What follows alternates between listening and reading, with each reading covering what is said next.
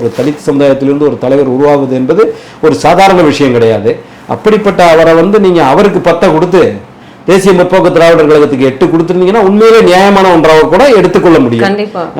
அதே போல நீங்க அவங்களுக்கு 10 கொடுக்கிற போது ஏன் உங்களோட உடன்பயணிச்ச மார்க்சிஸ்டுக்கும் இவர்களுக்கும் வலுக்கட்டாயமாக ஒரு தொகுதியை குறைக்க வேண்டிய அவசியம் என்ன இருக்கு?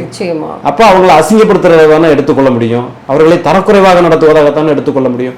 இப்படி ஒரு நிகழ்வை கூட்டணி கட்சியிலிருந்து 2 சீட்டை புடுங்கியிருந்தா எடப்பாடியார் கூட்டணி கட்சிகளை எல்லாம் கபலீகரம் செய்கிறார் என்று தமிழகத்தில் இருக்கிற காட்சி ஊடகங்கள் கூக்குரலிடும். ஆனா இப்ப அதை பத்தி பேசவே இல்லை. அப்போ அவங்க வேற எதுக்காகவோ செயல்படுகின்றார்கள்.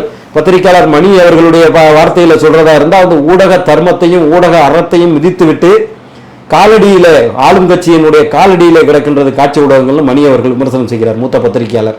அது உண்மையா இருக்குமோங்கிற கருத வேண்டியிருக்கு. ஏன்னா அதாவது எங்களுக்கு எடப்பாடியார் தரப்புல எங்களுடைய தேசிய முற்போக்கு தேசிய ஜனநாயக கூட்டணியில பிரச்சனைனா அது தக்காளி சட்னி, திமுக கூட்டணி இந்தியா கூட்டணியில பிரச்சனைனா அது ரத்தாங்கிற மாதிரி தான் காட்சி ஊடகங்கள் நடைமுறையில செயல்படுத்திக் கொண்டிருக்கின்றன.